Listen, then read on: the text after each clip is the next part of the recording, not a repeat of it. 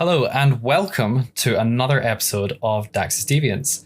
In this podcast, we talk about pups, handlers, and deviants alike and their experiences within the pup community and the wider fetish scene. Today, I have a wonderful guest, another UK guest. Please introduce yourself. My name is Pup Neutron, as some of you may know, some of you may not. I've been a pup for quite a few years now within the scene. I'm a puppy and also a handler, I like to think myself of. That's quite exciting. You're the first handler that we've had on the show so far, which, being the third guest, we've not had that many people on, but it's quite exciting because it means that we get a little bit of both sides, which I'm excited to learn more about because I don't have much experience with handlers myself. So I'm very excited for this one. So you've said your pup name is Neutron. What is the reason for that name? So it's quite simple in a way, and it's not. So I've got a love of science. I have done for a while. Also tying into that, I am a Sparky by trade. Oh, very nice. Obviously that's where you get from Neutron from. Obviously from the science aspect as well. And that's pretty much it. I was after a pup name, and it just seemed to fit myself well. I like it. It's quite different. I was speaking to another Scottish pup the other day who's very new to the pup scene, and he'd been kind of trying to choose a pup name kind of based on kind of Sparky work. So we were kind of going through a few different name ideas, and he wanted to go for Pup Omega, and I kind of was like, that's a bit of a risky name to go for just because of the kind of the hierarchy system. And then he was like, oh, I didn't realize. So it's just been that kind of discussion, which has been fun. I don't think he's settled on a name yet. I am hoping to get him on the podcast at some point once he's decided on his name. Yeah, I think with a name wise with people, it needs to mean something to yourself. Yeah, absolutely. And just take your time, think about names, just sort of don't just jump on one because you think you have to. Sort of take your time, and remember, names can change. Oh, absolutely, yeah. It's not set in stone. It's like for me, Neutron, I've just gotten used to it now as part of my day-to-day life. I either get called my actual name or Neutron, either works for me. Which is fair. And do you go by Handler Neutron as well, or do you have a separate handler name? So I tend to use Neutron for both, just for simplicity of it all. And sort of, yes, I'm a pup, yes, I'm a handler, but it's sort of, you can call me Neutron either way. I'm not going to be sort of down to the point of you need to address me. It's it's a name. Yeah, that's fair. No, I always found the kind of naming of pups quite interesting. I've been doing a little bit of side work for another project that I'm working on. Because, I have nothing better to do with my free time than just work away. Where I was looking at a research that was done on pupplay.info, and I found that some pups actually get named by either their alpha or their handler. And have you ever named any pups before, or? I wouldn't say I've named directly. I've helped people who are struggling with a name. Okay. It's just pride feedback, find something that's personal and actually means something to them. Yeah. As it's all well and good sort of going online and just picking a name, but if it doesn't really mean anything to you, there's not really any meaning behind it, which in some ways, yes, and in other ways it's an interesting one. I find it quite interesting because I get the whole, it is a very personal thing. And I think choosing your own name, it has that little bit more significance. Especially for me, choosing my own name was a very significant thing. It's a very exciting thing to do. But I also feel like if I had had an alpha when I was first starting out, having an alpha kind of choose my name for me, I think that would have been really personal. And personally, I think that would have created a little bit of a bond with the alpha or handler. But then again, I would also be like, if I didn't like the name, I'd be like, oh, okay, I'm not sure how well I would be in the headspace if someone else had kind of picked a different name that I wasn't entirely keen on. Yeah, it needs to be a name that you feel comfortable with. Oh yeah, definitely. Like if someone had been like, oh yeah, you're Pup Slut, I'd be like, oh, okay. I mean, it's true, but I'm not sure how I feel about that being my name. Yeah. So what is your kind of style? Like your colors? Do you have a pup breed? Are you part of any tribes? Style wise, this is an interesting one. So color wise, blue. Okay. Yeah. I like blue. Obviously we can go on to about the hanky panky code in a bit as well. Absolutely. Pup breed wise, I'm somewhere in between a German Shepherd and a Collie personally. Very nice. I like that. As I have been working on a first owner, but that's a different conversation. Yep, absolutely. So that's sort of where sort of I lie sort of from sort of the German Shepherd side, obviously the police gear, as some of you are aware. Authoritative, and then the authoritative, German Shepherd, and then the Collie side just being high energy. high energy when needed. Yep. Sort of tying them both together, you know, I'm all about sort of respect. Mm-hmm, that's absolutely something that's quite strong to me. And loyal. Them two things. Very important.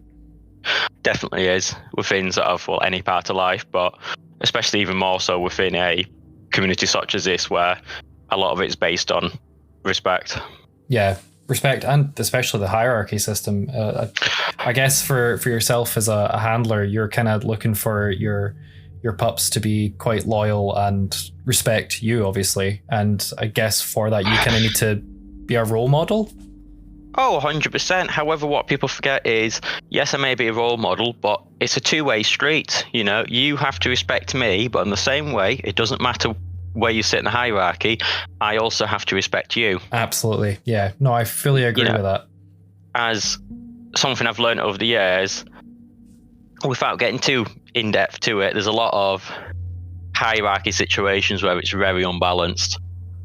Yeah, I noticed that there was a few pups that I'd spoken to at Darklands, especially, where the dynamic between them and either their alpha or their handler, it seemed very one way, where they were essentially just getting bullied, and like not even in like a kind of a kinky, you know, submissive way. It was just straight up bullying, and it's like, So when it gets to that point, and I'm not using this word lightly here, I've seen it before, and I will pull people up in this. There's a difference between in the kink community. There's a difference between sort of enjoying what's going on and upfront being abusive. Yes. Which is yes,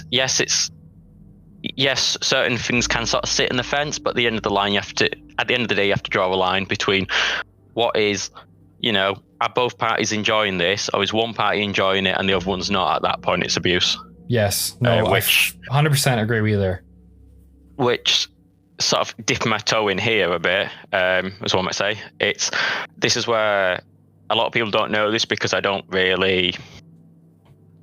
tend to keep myself to myself. I don't feel like I need to parade what I do to everyone, because it's not my style, but I do work with a lot of charities involving kink, sort of pulling them, sort of a lot of charities sort of before they weren't really involved with it, so sort of pulling them into the kink scene, showing them what happens, and actually making people comfortable and aware that they can go to these charities and talk about certain things that are going on, and that they'll actually understand it, and they're not just going to be feeling that they can't talk to anyone. Because there's plenty of people of, you know, there's even myself, you know, I have plenty of messages today, people are coming to me for help and advice. I'll always give people a time.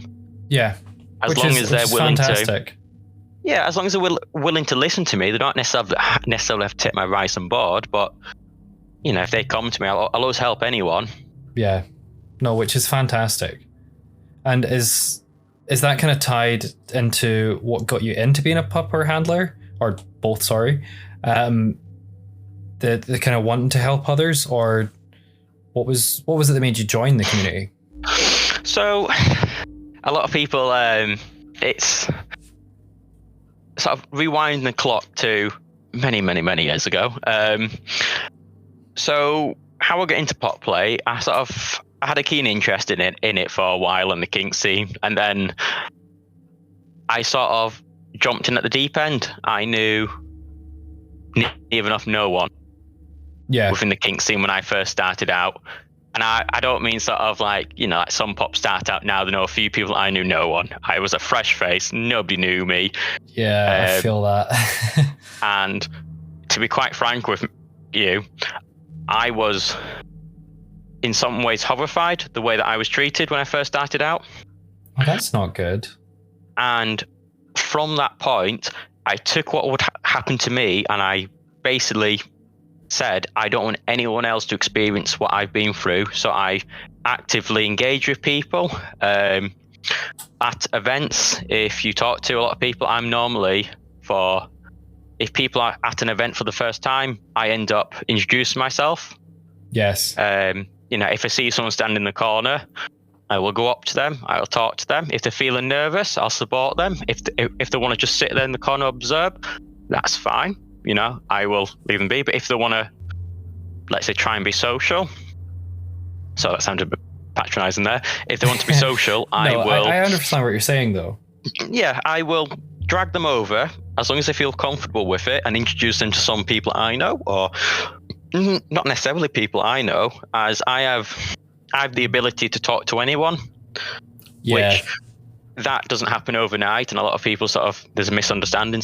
This has taken years of building up my own confidence and taking myself out my shell and putting myself in the deep end. And from that, if I can drag someone into a conversation or help people meet people, introduce people, I will. And that's all steam, coming back from when I first joined the community, when it wasn't exactly the easiest thing in the world. And then from that point, I've just built up more friends, got to know people, so on and so forth.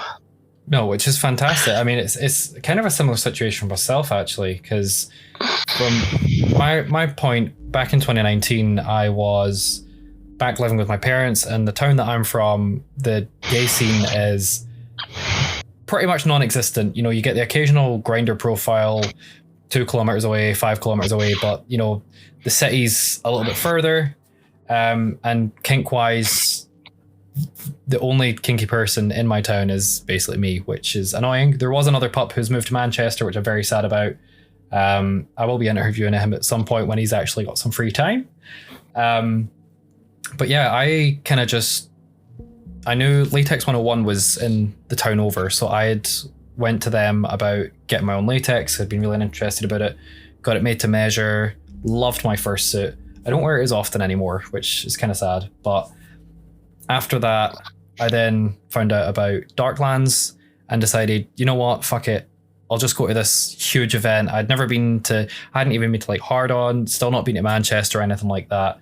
And kind of the quote unquote kinkiest thing that I'd really done at that point was like visiting the saunas in the cities, because out here we don't have anything like that. Like, we don't even have much of a nightlife in this town, which is pretty shit, considering we're Central Belt Scotland. Yes. But I kind of was like, you know what, just going to go for the deep end. And I met some of the most incredible people. And yeah, like you, I kind of learned to just talk to anyone. And I found a lot of people this year where it was their first Darklands. They were kind of a bit nervous. I was mainly in the smoking area for most of the events. It's just where you find me.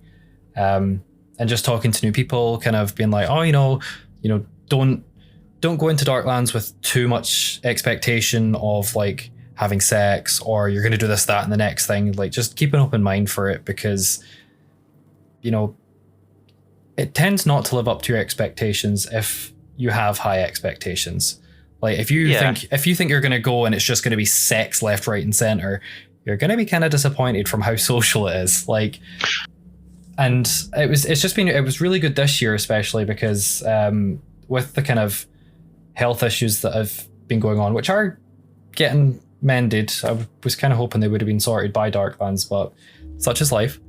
I didn't really have a lot of sexual encounters. I took part in the horse fair, which kind of broke me a little bit, but it was personally, I did well at horse fair. I did enjoy myself. I didn't get a sling or anything, which, sucks. But I know there was some people that didn't really get much action, which I was kind of sad for them for, because my first horse fair was last year and it was amazing. And this year it was just, I don't know how they managed it, but I feel it wasn't well. Anyway, that's a tangent, which that's something for future discussions, because yeah, I could talk a lot about the horse fair and the issues I had with it. But as a general rule, sorry, I'll let you continue. No, it was just more sort of going on to what sort of you mentioned there about the expectation things. That's actually a really good way to look at stuff, as that's what I always say to everyone about an event. Sort of, don't go into the event expecting all this to happen. Go into the event with an open mind. Yeah, exactly. As when I go to any event, I don't. Well, another bit of advice from myself to anyone out there is, an event such as Darklands or Folsom or whatever it may be, try not to sort of pre-arrange things in concrete, as one might say. Yeah, no, that's solid advice. Yeah, don't go to an event, and say, right, I'm going to do X, Y, Z, and if I don't do X, Y, Z, I'm going to be upset. No, you need to go to the event with an open mind, and if it so happened to happen, excellent. If it doesn't, well, you didn't have sort of expectations of it, sort of, you didn't concrete it in, so if it doesn't happen, doesn't happen. And that's the advice that I've always lived by, and it works. The previous Darklands just gone that I was at, I met quite a lot of people there I knew. However, because I like to sort of expand my social circle, I met some absolutely amazing people out there who I'd never talked to previously before Darklands. However, I'm so fortunate I met them, and it was just by pure coincidence.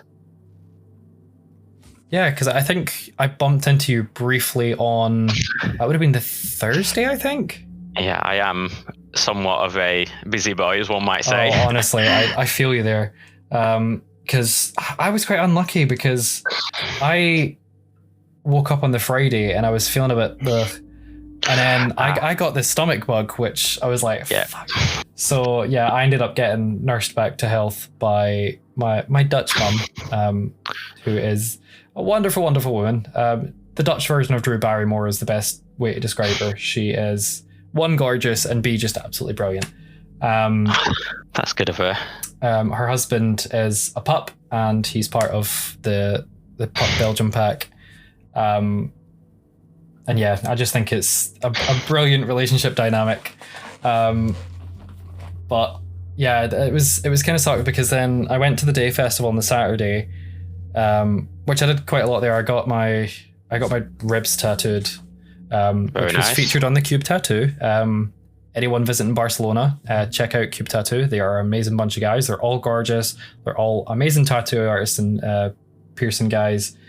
Highly, highly recommend. I got tied up and tattooed, which was my first kind of rope experience as well. And I was like, you can't really get more kinky than, getting tied up in a needle in your rib. Most painful tattoo I've ever had, but so worth it. Ribs are unfortunately same as your ribs, and pat your back can be very painful. Yeah, I don't think I'm ready to get my back tattooed. It's yeah. I got my ribs and my ear done, and I think I did well for that weekend. But yeah, by the time it got to the Saturday night party, I was just dead. So I ended up just getting a pizza and chilling. Which is sad, because I got the Alpha Madness ticket and didn't use the Alpha deck once. So I'm kind of bummed out about that, but it is what it is. It's such as life, and I think it's try to take the positive from the situations rather than fixating on the negatives. Yes, I think unfortunately this year, as last year, it did happen as well. This year it so happened to be a stomach bug. Last year was still the remains of COVID. Same was this year. I think it's and it is quite an intense event for anyone. So it does put somewhat of a strain on your body without you really realizing it, as you're putting in very long hours. Yeah. Well, also the Saturday was the horse fair as well. So I'd done that, and then it got to the kind of nighttime event, and it's just like, No, my insides are kind of broken at this point. Yeah, so again, sort of, you would sort of focus on the positives from the situation, and sort of looking back, you can always think, right, next year I'm going to try and do this instead, or maybe I'll try this, or what could I do to make it a little bit better? I am very much looking forward to next year. Just because I feel every year that I go, I kind of meet new people, and then you get this kind of bigger circle of people that you can kind of talk to when you're there. And there's definitely, I interact with a lot more people this year. Just because the only time I really went to the dark rooms was for the horse fair. I didn't really go to them any other time. I was at the boots quite a lot. I love the boots. It's a lot of good fun, as long as it's not completely packed and the heating's on, because oh my god, it was so warm. The boots is sort of when I tend to I go Darklands and other events. However, sometimes I'll go to Belgium and Berlin and all them places, but I'll go off season. So when there's not any things like fall summon or anything like that. Yeah.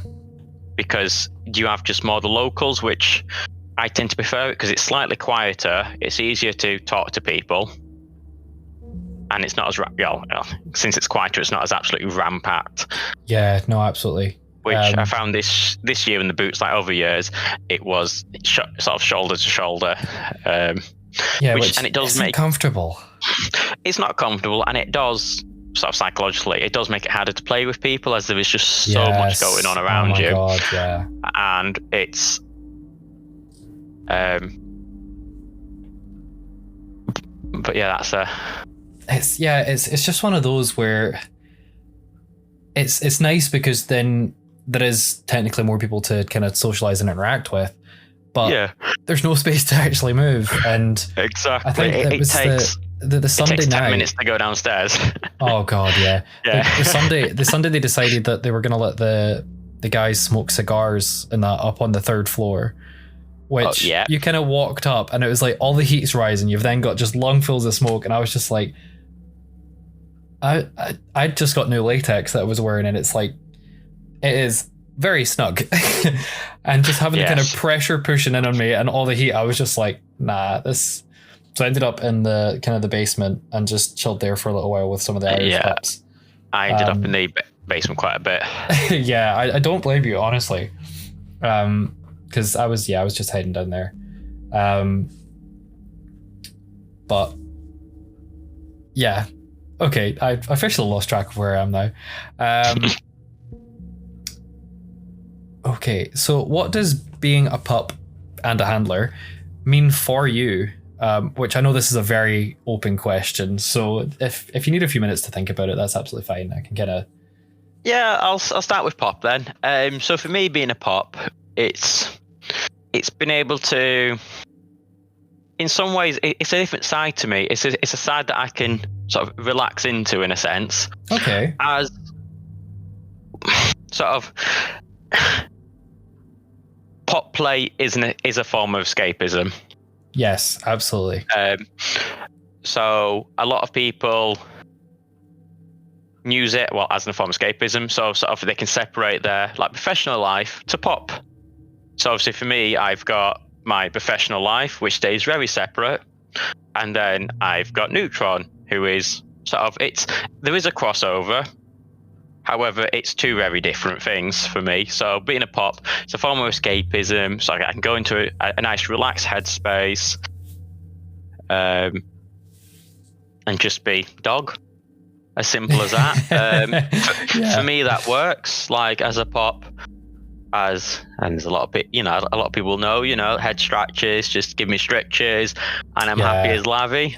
Love that, yeah. It's I can go to friends, I can go to a club, I can go to events, I can just be myself. There's no sort of, I say that there's no judgment. There's always judgment. Doesn't matter where you go. But for me, I just feel free and I just feel really, just comfortable. I am a confident person. Yeah. But in the same way, being a pup as well, yes, it's a form of escapism. However, I get a lot of pleasure and joy out of helping other people. Yeah. Which sort of ties into sort of the handler side of it as well. But the pop side, it's like introducing new people, getting people into sort of a nice, relaxed headspace. Sort of bringing out people's true potential over the years. Oh, you're like a little emotional support pup. I can be. As a lot of people out there will know, who have talked to me, is I will listen to anyone. As long as you are not being rude, or even if you're being rude and arrogant with me, I will gently remind you. However, I will help anyone through anything. Most, if you have a problem, I can sit you down, I can run through it with you, and at that point, sort of, yes, I'm still Neutron, but at that point, I start sort of venturing over into my professional side to sort of talking through people's stuff. As I do have a long list of kinks. However, I do a lot of hypno. Some people know, some people don't. Oh, very nice. And it's actually something I don't have much experience with is hypno, but I've heard very good things about it, and I know that a lot of I know Funzo is very much into hypno. Yeah, so hypno can work inside and outside of kink. It can be. Hypno is definitely, obviously in kink, it's definitely a fun thing. However, the point I need to make is you have to use it correctly. Yeah. As for me, I'm quite strict in the way I do it. It's fun, but I'm quite strict, which you need to be, as I've seen a lot of cases over the years where people who have been not so strict with it, and you can unlimitedly mess someone up in the head. Oh, okay. That doesn't sound good. No, it doesn't, and it does happen. People will sit there and probably deny it, but I have seen cases where people but into a trance in a. So the way that I do hypno and a lot of my kink stuff, anything hypno-wise, it's done in a private setting, and what I mean by private means I can control the environment I am in. So at a club, I cannot control the environment. No, exactly. It doesn't go ahead. At someone's house, or at a hotel, or they're at my house, yes, I can control the environment. Yeah. It's the same with a lot of my sort of kink stuff as well. If I'm restraining someone or doing something I would consider sort of a more heavier kink, that doesn't happen in a busy club because I can't control the environment. I can't control what people are going to do when they walk past. Yeah. No, that makes perfect sense. I can't control if the person takes a turn for the worse. I am equipped.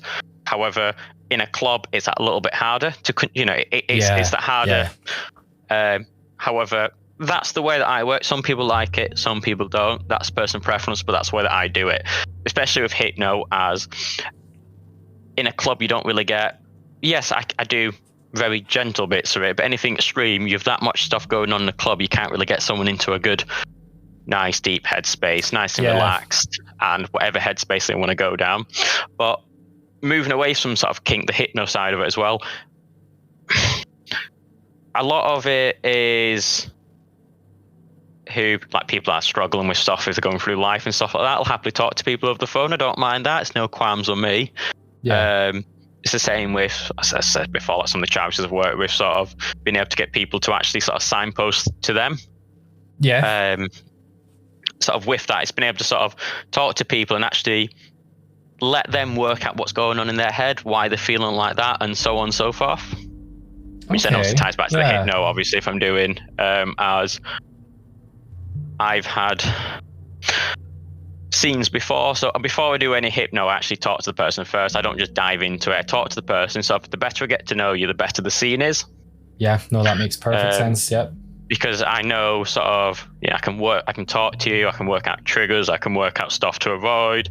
Any past memories we actually need to deal with before going into hypno. I've had to, on a few occasions, I've had people not be as open and honest with me, which it's no hardship on me. I'm not gonna put someone down for that. However, I have had situations where I've had to take someone out of the headspace, and we've sat down, we've had a cup of tea, and we've talked about stuff. Actually, there's other stuff as well going on in their head, and they weren't, exactly in the right headspace. And at that point, I normally stop because it's not fair on them, and it's not fair on me to continue.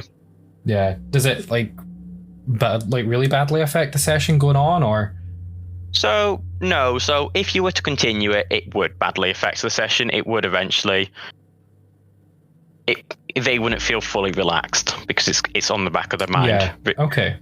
So now what I do, a lot of my kink scenes, the way I do it, if you talk to anyone, I tend to take short breaks during my scenes. Okay. Like the stuff you see in Twitter and, a lot of like porn and all that, it's just, yes, it's a snippet of what goes on, but even behind all that, people do take breaks in between. Yeah. It's like with me, regardless of what I'm doing, I normally stop after a while and go, regardless of, it's like if they want to take a break, we'll take a break. If I want to take a break, we'll take a break, regardless of whether dom or sob. Either party can safe word out, and it's not a sort of this is the end of it. It's a step out and take a break. Let's have a chat. Let's just have a cup of tea. It's just let's just. Yeah. No, this is really interesting. This is something I'm completely I have no experience of hypno at all. So this is fascinating and very new to me. So yeah, it's quite a. My advice to anyone starting out is take it slowly. There is lots of people out there that will happily sort of take you into it without really talking to you first, which is normally a red flag. Personally, again, you can do damage if you're not careful. Yeah, which we want to try and avoid. More extreme cases that is, but it is still possible, especially with someone who is, potentially working through other stuff as well, unrelated to kink. But yeah, some like the hypno stuff I've done, sort of, if people wanted to sort of be taken into a trance where they believe they have a dog, so we'll go down that route, and they will just be a dog all the time they're under my trance, and that's all they can think about. I really like that. That's pretty cool.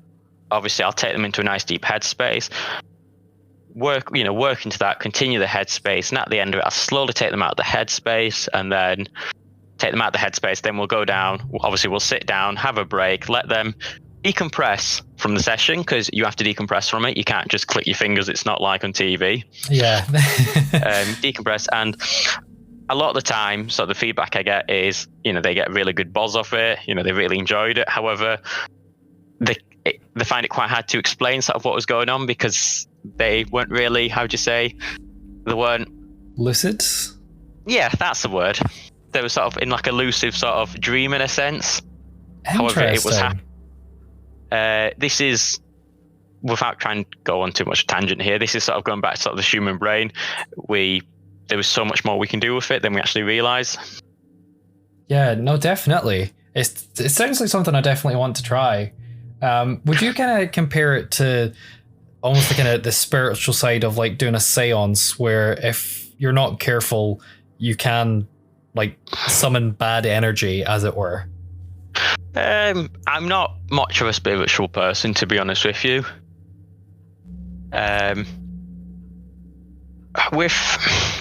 In relation to sort of bad energy, with that would be putting someone into a bad headspace or putting someone into a bad way, which is something obviously you want to avoid. Yeah, no, definitely. You want to try and avoid that.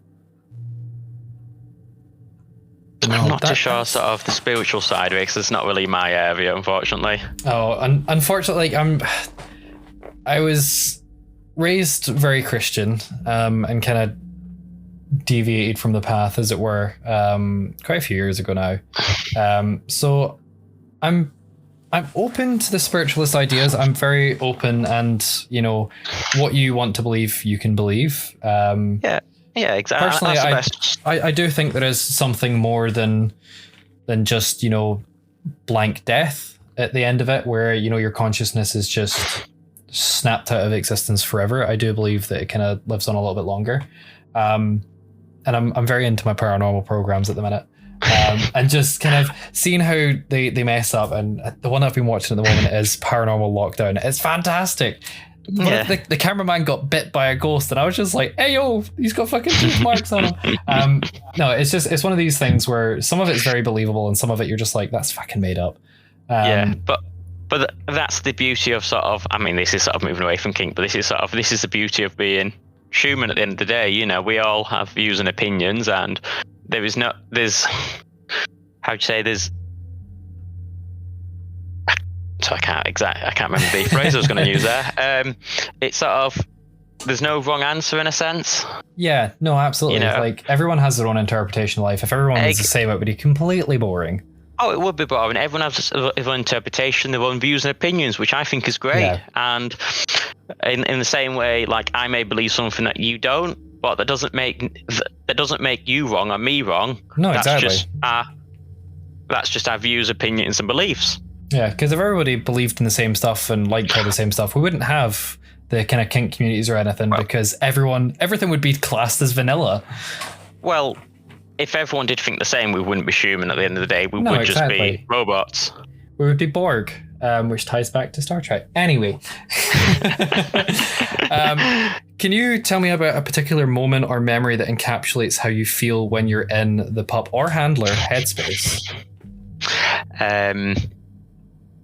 I've just realised we've also missed a question there. Back to handler, but yeah, we'll jump on this one. We did. We'll jump back to it. Yeah, it's fine. So, what was the question again? Sorry. So, can you tell me about a particular moment or memory that encapsulates how you feel when you're in the pup or handler headspace? A memory. Pup headspace wise, a memory is. And there's so many. It's as a pup, sort of nice headspace is being relaxed, comfortable, with the people I'm around, being able to let my guard down as such. Okay. Sort of being that sort of just nice, again, just being neutron, just being nice, chill, relax. There's nothing to worry about because I'm just a dog. Yeah, which is the exact headspace you want to be in. Exactly. No stress, no worries. Being around nice, positive people that you feel safe and comfortable with. And then sort of going back to sort of, how'd you say, the sort of handler headspace being... handler headspace, it's more... For me, being a handler, I am still a pup at the end of the day. Yeah. But handler, I'm obviously going back to sort of respect and loyalty, which is a main thing for me. I'm protective up to a point. By this I mean sort of I'm not. There's certain people out there who are overprotective, I'd call them, who will not let their pup interact with certain people.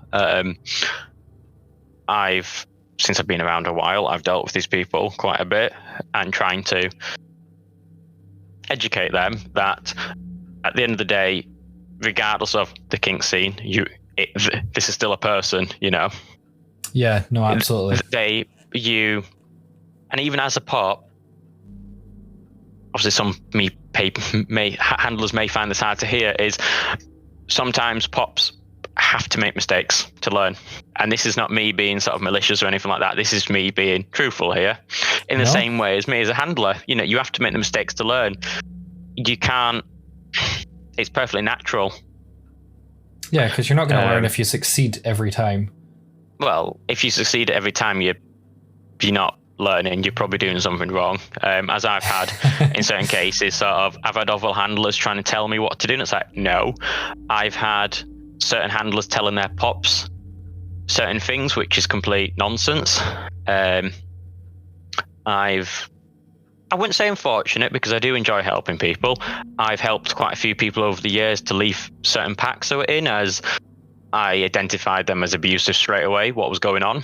Yeah, okay. Which sort of goes back to the pack mentality, which it's great to be in a pack. However, there is certain packs out there that are abusive in some ways, and a lot of the times the pups don't necessarily see it, as they are taken sort of soon, you know, when they're sort of 18, 19, come out as a pup. There's certain handlers that jump on this and use it to their advantage, which is manipulation in a sense, and abuse, and will just sort of mollycoddle them, don't let them experience anything else, they don't know anything else. Yeah, which I feel like that could be quite a dangerous mentality to get into. becoming possessive over other people is a very dangerous thing to begin with.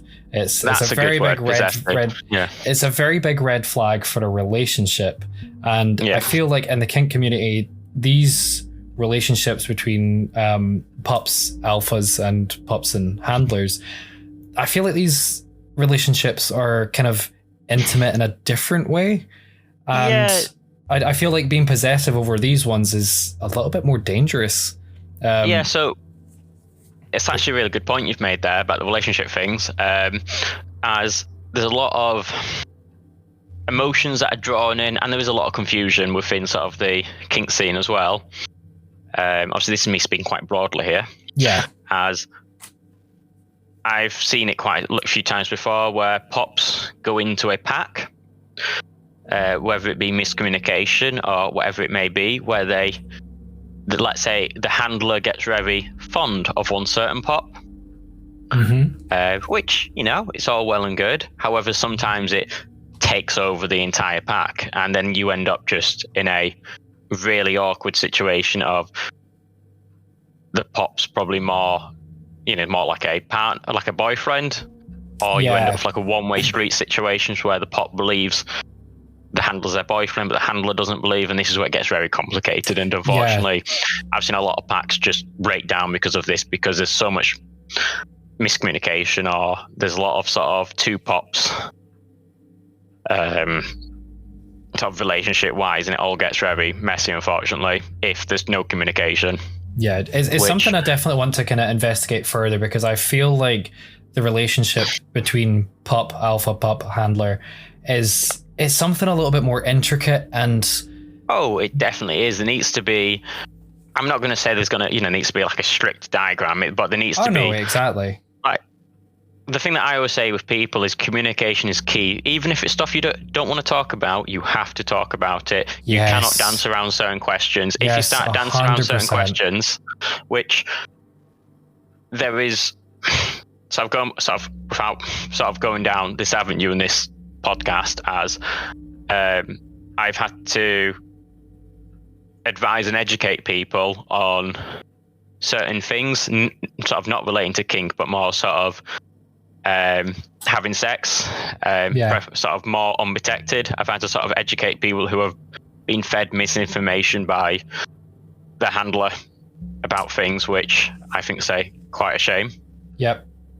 And that's the thing that is also quite a worry, is people that are very new to the community, if they happen to meet the wrong person who is then either possessive or manipulative, they can go down this route of being fed wrong information and end up either corrupted and, being part of this wrong information and become a dangerous individual themselves, or it can scar them and then they leave the community, which is usually very open, accepting, and knowledgeable and correct, as it were. And I do feel sorry. I know there's a couple of there's a pup and the pup's partner in our particular group in Belgium, where they'd been having kind of troubles interacting with people at events, and they nearly left the entire kind of community because of it. And it was all because of just a lack of communication with them. And it's things like that that make me go, it's not fair when people don't get the kind of the nice experiences along with, I mean, you're obviously going to have bad experiences every now and then, such as life. Life never goes to plan. Life is never perfect. But I just thought it was terrible that, their first kind of experience at an event was people not really interacting and, kind of shunning them. And that's not what the kind of any of the kink community should be about, unless the kind of shunning is your kink, I suppose. But I just felt kind of bad, and reaching out to them, being like, look, if you're at an event that I'm at, just message me and I'll meet up and we can have drinks and that sort of thing. It was just like, it just annoyed me that they'd been ignored, because it's not a very fucking nice thing to do in general, but when it's their first event, come on.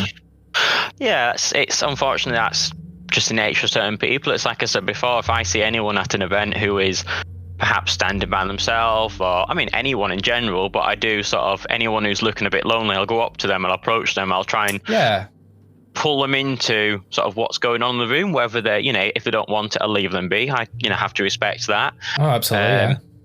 But I think as well with the pop play and the escapism thing, sort of tying it in back into that, is there's a lot of people sort of within this community, and it's without sort of how do you say stereotyping people, which this will come across, is the majority of people in sort of pop play and this community does have, I mean, it's like myself, I have autism. Mm-hmm. And the majority of people do have some form of, how to say this without being blunt. The majority of people do have they're neurodivergent, yeah. Neurodivergent, there we go. And that is not a bad thing, but then it does tie into sort of pop play, because it is escapism. And if you look at that compared to, let's say, autism, for instance, it fits very well. And I think alongside that, a lot of people have, obviously from coming into the scene, there's a lot of people who have underlying mental health conditions, which it doesn't necessarily mean it's the end of the world. It just means it's something else to work through, which is, as a human, you need to. Absolutely, yeah. I've been there before. I'll openly admit it. I've been in some darkest places in my time. However, you have to keep moving forward, which is why I'm so proactive with raising awareness. I'm so proactive with signposting people. I'm just constantly reinforcing it, which I think as well, sort of like Darklands and other pop events, people go there and in some ways they don't really know what to expect. Especially for the first time. That's the thing, is like when I first went to Darklands, I had no idea what to expect. I just got told this is a huge kink event. And at first I was like, okay, so is everyone just going to be like having sex everywhere? Is it going to just be like a bunch of, dark rooms? And I was kind of like, I'd have no idea what I was getting myself in for, but like it was very exciting. And it does surprise you. Oh, it does massively. It's I've been around a while, so I know. But one of the things that I tend to do at events, if anyone sees me, especially I did this a lot at Darklands. I think it somewhat became a bit of a running joke, but like for Darklands, so like in a lot of clubs, a lot of people do this. So don't be ashamed if you do. It's perfectly normal. It's like earplugs and ear defenders. Yes. At Darklands. It's so loud. If anyone I saw who was struggling, or in general, I kept like a pack of 200 in my back pocket of like disposable ones in packets. So I was literally just, anyone that's talking to that, mentioned they were struggling, I was just like, there you go. And for me, I don't care the cost. It's no object to me. So I will just happily sort of let me help you out here. Let me improve your night a bit. Let me make that a little bit more enjoyable for yourself. In the same way, sort of other clubs as well, if I see someone struggling, or I have had a few instances when people have had sort of panic attacks or other things, like overwhelmed, I will just pick up on that. And I don't even care what I'm doing at that point. I will take them under my wing and I'll just either take them outside, take them somewhere quiet, talk to them, or most of the time they just need a bit of reassurance. And it's because these things can sometimes be a bit much, especially if you're not used to it, or it's sometimes the crowds can be too large, the music can be too loud. It can be a lot, and if you're not in the right headspace, it can get to you. 100%. I think people need to realize as well, there's no shame in stepping out. If you feel overwhelmed or anything like that within a event, or even within a kink scene, if you're doing it with someone, if you feel overwhelmed or it's too much, take a break, step out and step back in. It's not sort of, again, if I'm doing sort of kink scenes with people, the way that I say it, we can stop the session at any time. We can take a break. We don't have to go back into it. We can if you want to. That's perfectly fine by me. However, it's not because a lot of people are under the impression if you sort of say stop, that's it, end of. in the bin, nothing happens, which that's not the case. That's not the right way of doing it. No, absolutely not, yeah. But yeah, and I think sort of being so sort of understanding of people is obviously I've been there myself, and I've had some absolutely extraordinary friends who've helped me out through the years, and this is sort of my way of sort of paying it back to the community, and I always will to keep doing this. Yeah, no, absolutely, because even on the kind of other side of that, like if you're at an event and you're either not feeling the vibe or you're not feeling great, like you don't need to stay. Like exactly, if you're there and like you're feeling awful, like I was on the Saturday of Darklands when I'd done the day festival, getting towards the night festival, and I just started feeling awful. Yeah, I went home and just chilled for the night, because as much as I wanted to stay and enjoy and dance and things, I would have been completely dead on the Sunday. And we had the puppy walk on the Sunday and things like that I was looking forward to. And I was like, I would rather go home, miss the kind of night festival where all I'm really going to be doing is dancing and socializing anyway. I'd rather miss that than miss kind of the puppy walk and kind of the Sunday social stuff. So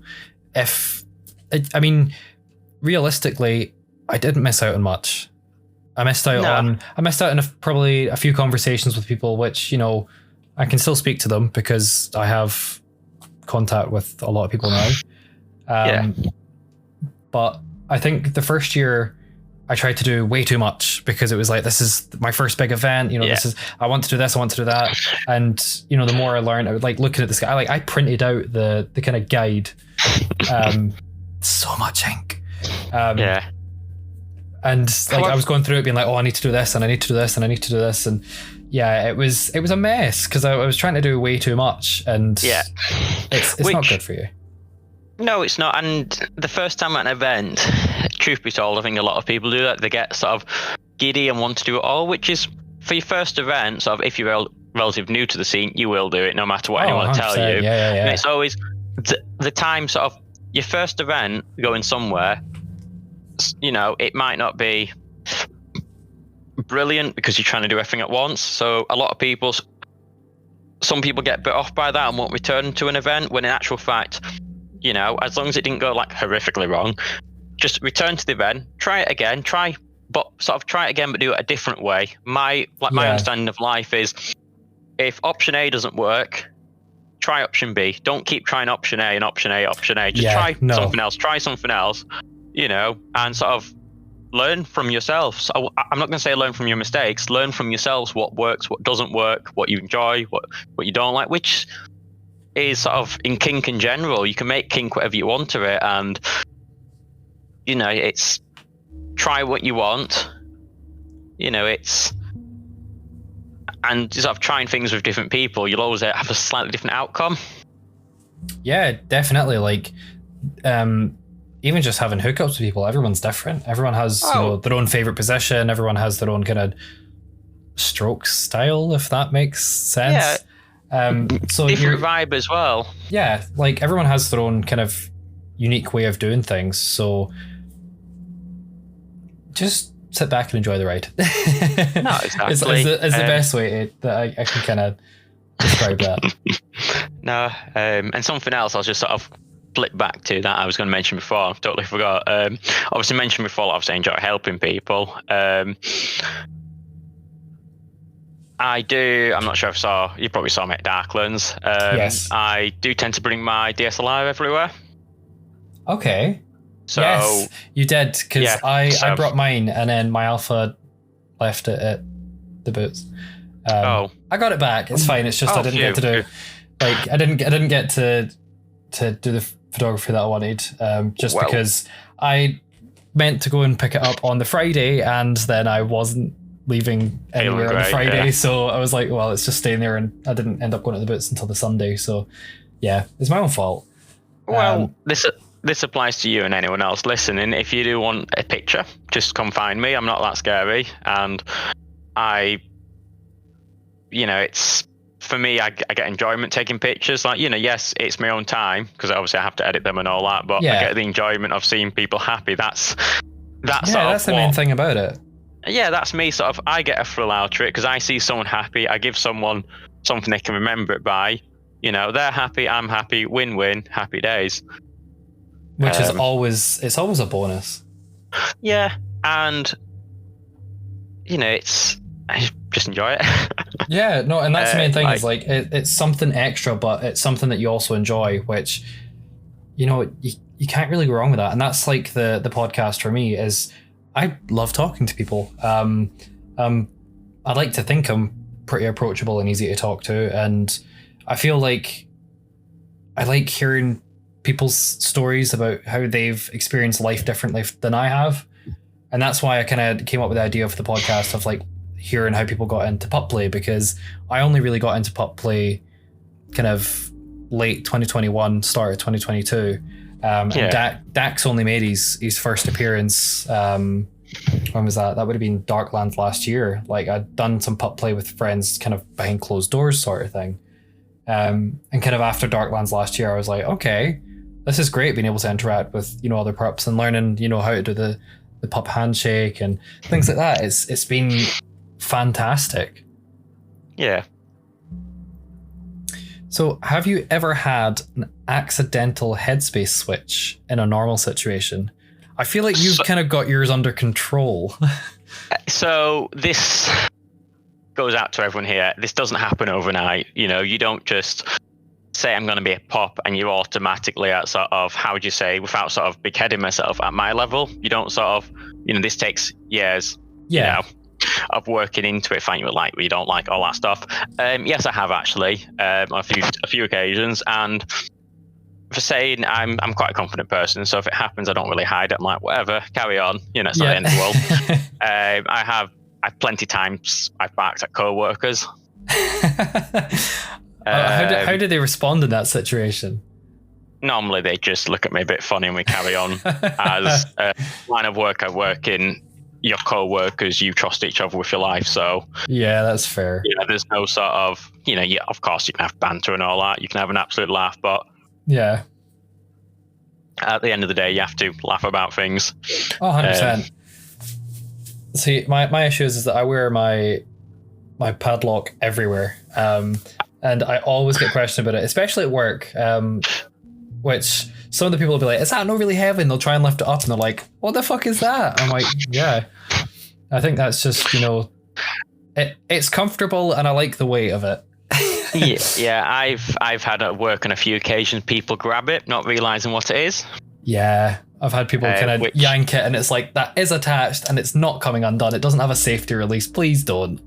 Yeah, I've had people, and then when they realize what it is, most of the occasions they look at me and just sort of tuck it back down, and we just never talk about it again. Yeah.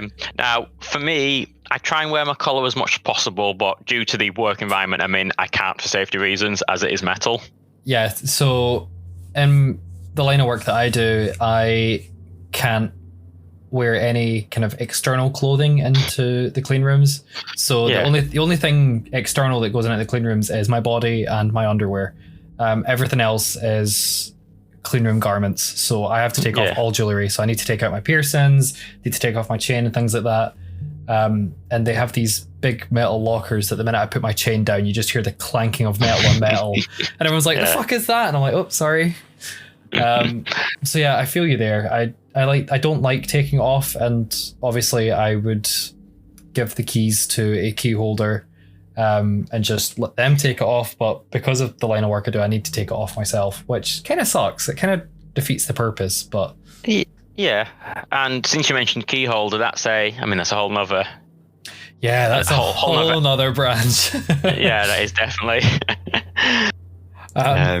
So moving on to kind of some other questions that I have here, because we could literally talk all night, honestly.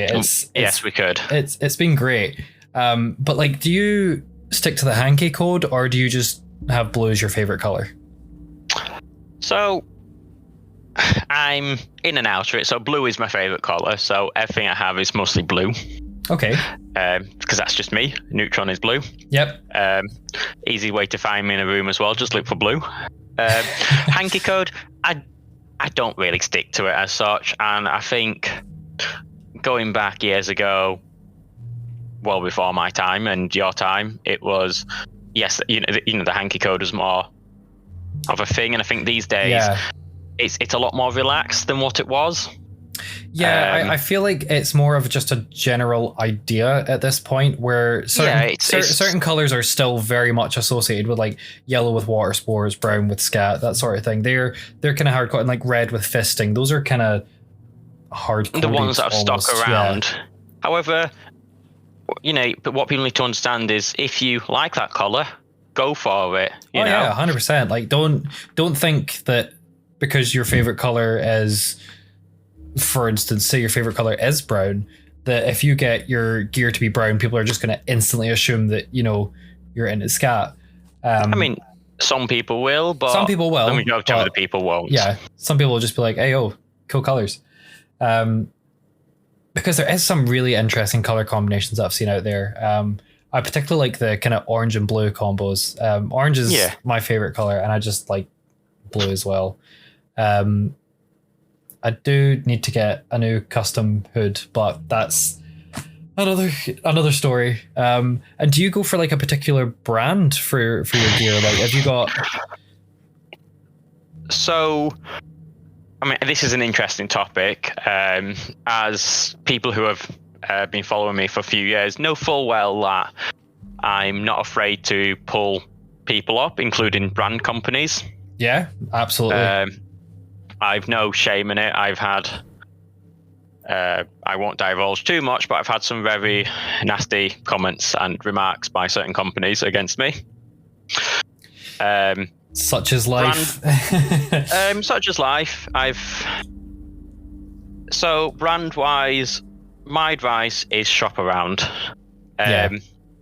So, because every brand will have their own kind of style. Yeah. And I find that if you do look around and kind of find a style that's best for you, you can kind of mix and match anyway. Oh, 100%. And so, going back to most of the dealings I've had with brands have been really positive. Like, obviously my custom hood from Mr. S, I can't fault them there. Obviously a lot of my I do choose certain brands over others, but that's my own personal choice. There is certain brands out there that I feel are overpriced heavily, which obviously it is a kink market, but a lot of certain brands do rip the absolute ass out. They seem to think because it's so niche that people will just pay it. Exactly, and I'm quite a handy person, so I do tend to make a lot of my own gear if I need it. That's pretty cool. I'll quite happily sort of most of my stuff. So I'm not afraid to take something apart, work out how it works, rebuild it a different way, build my own pretty much kink gear, and because I want it down to what I want, not necessarily what the brand sort of wants. Or I will buy something branded and just do my own variation with it. In the same way, I'm not afraid to buy broken equipment and fixing it. That's probably my best bit of advice out there. There is so much kink gear people selling online that's broken, and for example, the fuck machine I bought, which was apparently broken, that cost me a whole £1 to fix because it needed a new washer. It's just dumb shit like that, honestly. Oh, 100%. I love shit like that. That's how I got a cheap dishwasher, because it was like I got it in an auction, and it was like a customer return that they were like, oh, it's completely broken, it doesn't work. And literally all that was wrong with it was the motherboard in it just had a loose connection that just needed the wires literally just needed retouched into each other, and it works fine. It's totally safe. Promise. Obviously being Sparky, like, I've no qualm about pulling apart. Sort of over the years, I've saved so much, sort of pulling apart washing machines, microwaves, you name it. And it's done safely, because I'm very paramount about safety for me. Oh yeah. I'm probably, for saying what I do in the kink world, I'm a rather safe person. There's always a fail safe, there's always a plan B, there's always, there's no exception, there's always a way out, which is the way I work. No, which is really good. And like, do you wish there was anything you knew before you became a pup? Like, in regards to any of that, or in regards to kind of anything else, just in general? I think my best sort of before I became a pup. I mean, this is sort of tying into any advice for new pups as well. Yeah. Be yourself. Don't try and hide it. Just be yourself and go into it sort of. If you do have to do what I did and go into the deep end, good on you. And I really mean that. Good on you, because that's how I started, and it's fucking tough out there. I'm not gonna lie. However, it does partially help if you go into it with someone who you already know. Yeah, like definitely. Another pop, yeah. which it does help, but then you've got, unfortunately, the bias of that person. Yes. Which brings us back to the original point. Yeah. Yeah. But yeah, just be yourself, and don't believe you have to buy the gear to be a pup, as this does somewhat. I see this happening quite a lot. A lot of people think they have to have this brand of pop hood or this rubber, or they have to have this type of harness, or they have to, and it's like, no, you don't need any gear to be a pup of a dog. You know, there's no sort of like, exactly. You know, and I think a lot of sort of people, I've seen a lot of people on Twitter bashing people for this. It's like, so what? You don't have a pop hood, you know? It's just be yourself. Yeah, no, absolutely. And genuine people will find you, because there is, what I've experienced over the years, there's a lot of people who are obsessed with gear, and if you don't have the gear, they don't want to know you. Yeah, and which it's a bit bullshit when people are like that. But the gear is not the most important part. Absolutely not. The headspace is 100%. And I think sort of advice as well, it's what I've sort of learned over the years is people like this who are just after the gear, they're not actually after you. Yes. Is you can still be friends with them. I'm not going to, belittle anyone for that, but I tend to sort of give people a wider berth than others who are just fascinated, as I've had. I don't post a lot of contents on Twitter because, to me, half the time I just forget to film with people. I'm terrible for that. Yeah. And there's other stuff that I purposely don't post on Twitter because unless people know exactly what they're doing, like myself, I don't want people to recreate. No, exactly. Yeah. As I've seen sort of people over the years, I've seen quite a lot of sort of upsetting things over the years, unfortunately. Yep. Monkey see, monkey do.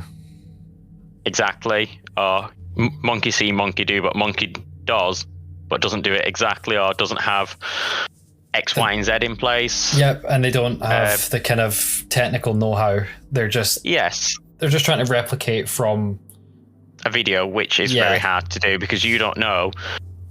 It's a bit like most kink scenes. You see sort of video clips and all that. You think, wow, that's really hot, but a lot of people need to understand there was so much preparation before it, and also aftercare. That's something that I wish I knew when I started out a lot more about, sort of. Because obviously when you look at it, you think, oh, this is all fun and that. But then when you're actually getting into it, obviously this is why sort of I am Neutron. I am a pop, I'm also a handler, because on both sides of the coin, doesn't matter whether I'm pop or handler, aftercare is very important. Yeah, 100%. That's something that I had to learn the hard way as well. Yeah, and until you learn that, you'll never really appreciate it. No, absolutely.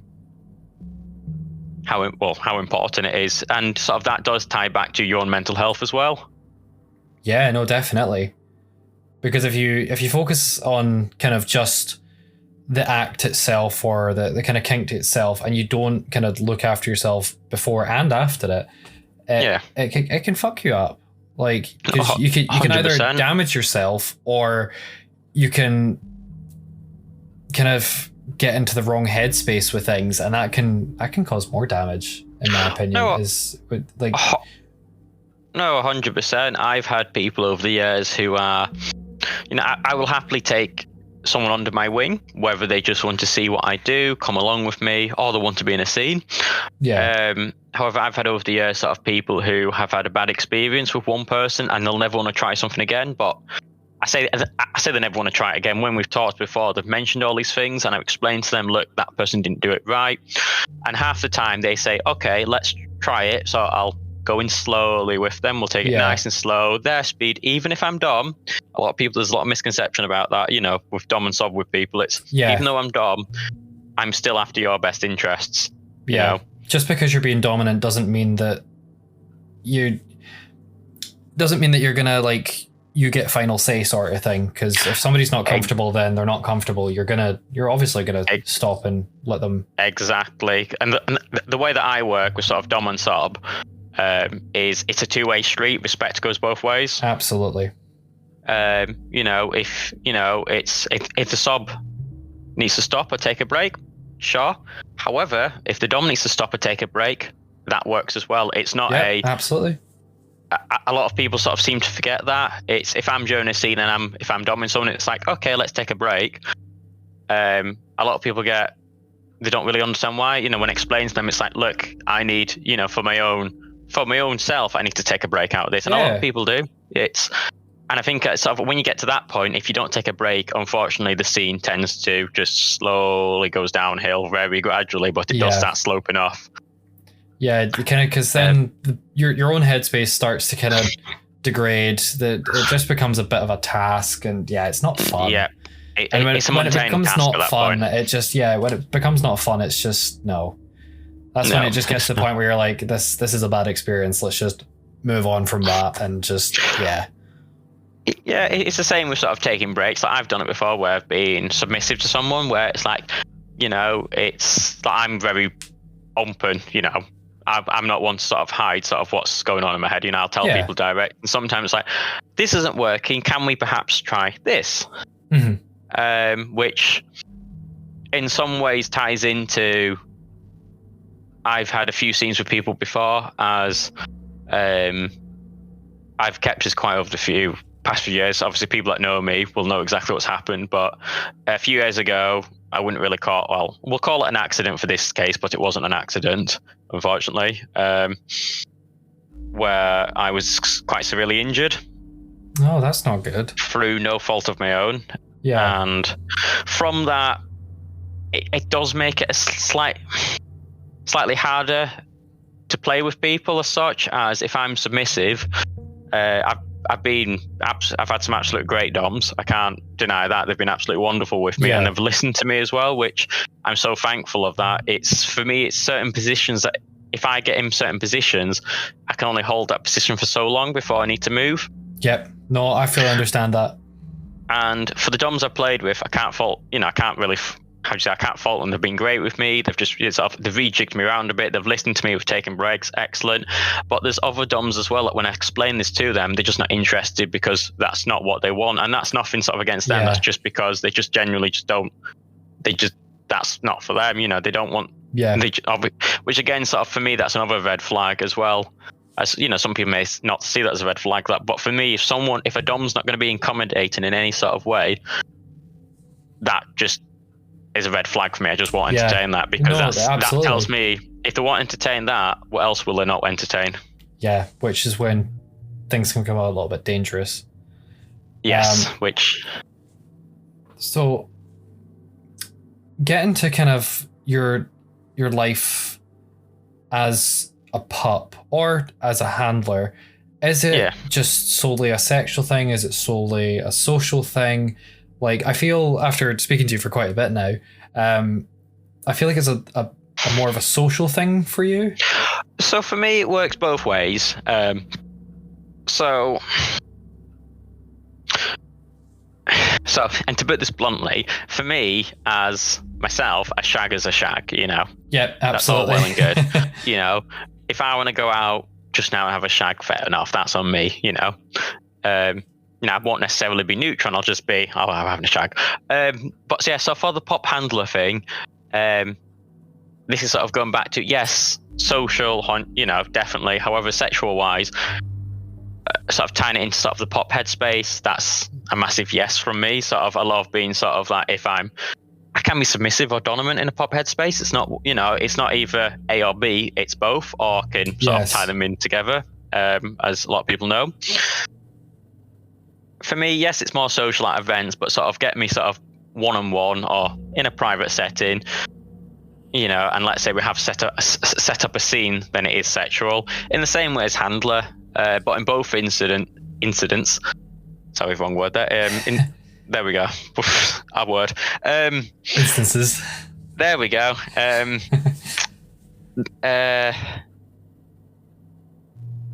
It's a it's a bit of both for me, but it's mainly social, but it can be sexual as well. Again, I don't really post that much to Twitter as much as I want to, so it does sort of come across more social, but either way. I'm kind of the same. I always forget to post to Twitter, and because I'm always like, I need to post, same with Instagram. Like the Instagram, when I first started it in 2019, it was 1,000 followers so quickly, and I just neglected it, and it's got to the point where I'm like, I should probably post, but yeah, I think a lot of people sort of get into this sort of fantasy world of they see stuff on Twitter, like people posting continuous stuff on Twitter, which is great. I'm not bashing anyone for this, but no, absolutely, which is all well and good. But I think people need to remember there's so much more that goes on than just what's posted on Twitter. Yes. It's like with me, I don't really post half the stuff I put on Twitter just because I just forget. And some people take that as, I don't do anything sexual. And it's like, well, I do, but that's just my personal choice what I post to Twitter. Yeah, no, absolutely. And in some ways as well, there's certain scenes I will have with people, as I said before, that I purposely won't upload anything due to I don't want people sort of mimicking it, whatever reason, because, they can't see before and after. And some of it is, the other person doesn't want to be in a video, which you have to respect. No, absolutely. Yeah. Consent. Yeah, that's a big one for me. Sort of if there's no, if there's any sort of question about consent, it doesn't happen. But, we'll still have a talk. Yeah. But, no, which is... it's quite a. I said with the whole sort of kink scene, it's very. I suppose sort of going back to sort of psychology behind it, it's quite intense what goes on. Yeah. It's there's so much more goes on than just as simple as what you think. Yeah. No, absolutely, and I fully agree with that. And we can talk a little bit about your life outside of being a pup, if you'd like. Yeah, certainly. So outside of being a pup, so it's an interesting one. So obviously, outside of being a pup, you still call me Neutron. I respond to both names, my real name and Neutron. Yeah, absolutely. That there's no sort of qualm about that. I'm not going to go into dog headspace if you call me Neutron. Give me strictures and I might. It's outside of work. So work-wise, I'm not going to go into too detail of it, but I'm a engineer. Very nice. So that keeps me busy day to day. Yeah. However, I do always make sure I have free time to sort of for my own mental health and my own sort of mental well-being, which a lot of people, I think, neglect in these days. Yeah, I know. I certainly do. It's that fast pace in the world, and there's just so much going on. Everything's just coming at you from every single angle. So sometimes it's nice just to be able to sit down, relax, and that's nothing I talk to people about. It's been able to sort of, again, sort of tying in, I suppose, part of the hypno stuff as well. It's just been able to get people to relax, nice headspace for them, and just chill. And it doesn't even have to be hypno. Sometimes we just have a chit chat, or I'll talk to anyone. Yeah, it's a fantastic trait to have, and I especially think it's an important trait to have, especially as a handler, and kind of even as an alpha, it's an important trait to have, because if you can be that kind of confident person and approachable, it's gonna be easier for you to kind of build that trust and that relationship with, kind of your pups, betas, subs, whatever you want to call them. 100%. And sort of tying back into, I say the handler and pop side, this is more me in general as a person. I do work on respect and all that. However, I am not obsessive protective, but I am protective of people. Yeah. So again, this is me not bashing anyone here, but in all the years I've been a pup, I said when I started out, I had some absolute awful interactions with people. Mm-hmm. And again, sort of, I have sort of, obviously I'm quite protective of myself as well, because unfortunately I've learnt the hard way. Over the years, I've had numerous death threats from some, well, I'm just going to say it, from title holders. Ooh, spicy. I'm not going to name bash here because I don't want them getting any publicity from this. I don't want to start wars either. No, I've had that. I've had some rather nasty remarks made to me, which to me, I find it in some ways amusing that if me being so positive and so on top of mental health, if that pisses you off so much, you have to send me a death threat. Well, I'm not going to reply to it to start with, and in some ways, I actually feel sorry for the person. Yeah, if they feel that is the response to them being, well, it's them being threatened to the way of life because there is someone here who is wanting to make a positive change for the community, and if that threatens them that much and goes against what they stand for, well, I don't think they should be in that position. No, that's quite concerning actually. If they're threatened by someone who's trying to, help others and is, against the work that they're doing, that's quite a dangerous person in my opinion. Yep. And unfortunately these people, just because they have such a large following, it just continues. And I'm at the end of the day, I'm just a little man. I'm not going to big myself up here, which I could quite rightly do, but I'm not, because I'm a very positive person. I'm not here to push anyone down regardless of what they do. No, and exactly, you don't want to become that person who takes the position of I'm better than so and so, because then you end up just as bad as them. Exactly. I've also experienced I do find this in some ways comical, not in the sense of haha, more like I have had before. So for instance, at Darklands, this happens quite common. So I don't really, obviously I'm Neutron, it's me. Come on, I'll talk to anyone. Come up and talk to me. I don't mind. I'm not going to, shun you away. However, I have had quite a few individuals who are, again, they're Mr. Popular online. Yeah. I'll go up and talk to them.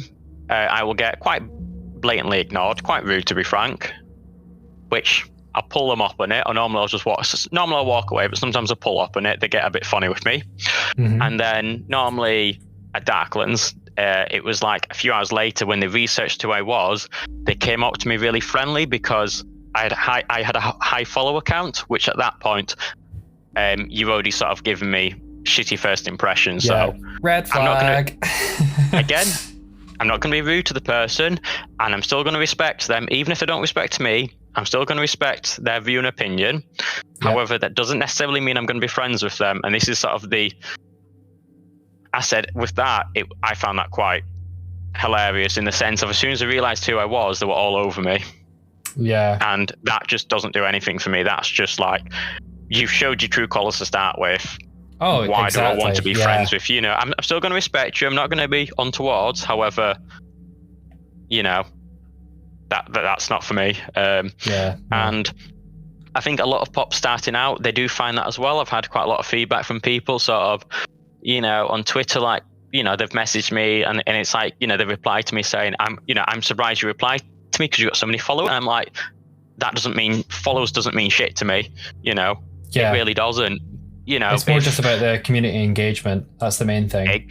Exactly, because I've seen so many people on Twitter that have high follow accounts and they will just be so arrogant and rude about it. And at the end of the day, it's just like they're just fixated on that number rather than actually doing anything.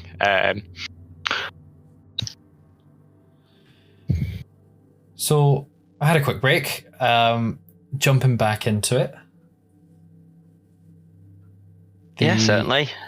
Yeah, if you just want to pick up from what you were going on about, because I feel bad for kind of pausing in the middle of your sentence. But the last thing I wanted was for the timer to just run out and then you can keep worry about it. And it's not recording.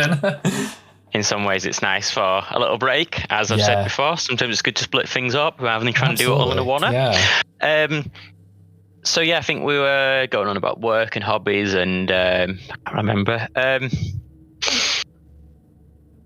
I think something else I wanted to mention as well, sort of going back to the whole sort of Neutron, and obviously, you know, I'm a really positive guy is, and then obviously mentioning previously, Darklands had my camera with me. Another thing I found over the years is I try and volunteer the best I can and where I can.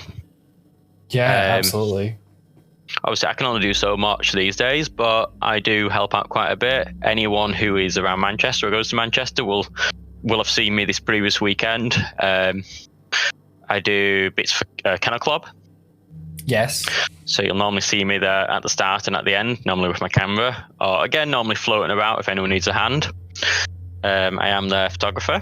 And then you'll also see me, well, anyone this weekend will have seen me dashing around at animals. Yes. For them, I help out a fair bit. I was their photographer on the weekend, and I do quite a lot of stuff with Cruise and Sub 101 involving sort of pops and furries. Oh, very nice. So do you take part in like padded pets? No. So that's one that runs up here in Scotland. The next meetup is on the 7th of May. Funnily enough, you mentioned that. I was actually invited to that. However, I've yet to get up to Glasgow again. Oh, you should definitely come. Yeah, I'll need to pick a weekend and go up. It's just a work situation at the moment. However, sort of going back to it, I do try and volunteer the best I can. Sort of, even outside of the pop scene, as I mentioned to you sort of previously, I do volunteer for charities and even bringing in other charities as well into the kink scene, trying to sort of make them engage and signposting people. Which is very important. 100%. You know, people need to realize, you know, there's other people, you know, there is people to talk to out there. You're not alone in this world. If you need you need help, which is perfectly natural. But definitely, yeah, as I said before, I enjoy helping people. That gives me, in some ways, that gives me a buzz. That gives, you know, it's a positive vibe for me. It helps them out. I get something out of it. It's a win-win. Yeah, which is absolutely fantastic. And, you know, I don't charge for anything because for me, I enjoy it. Yes, it's I'm not going to dance around this and say it's not. It's somewhat of an expensive chair for me for doing all this. However, if I can improve someone's life, I'll do it because that's more rewarding. Yeah. 100%. Because when I started out in the pop scene, I had very little help or support. I was pretty much left to it. Yeah. As I said previously, to try and avoid.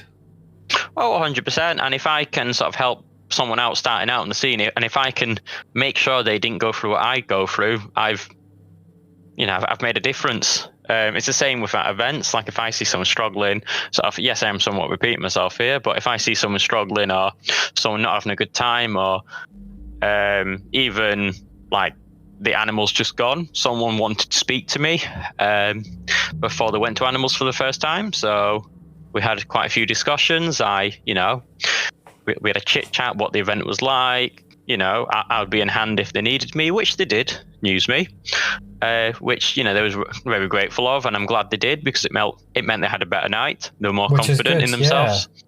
Yeah. In the same way, it's a bit like Darklands. That happened quite a few times as well.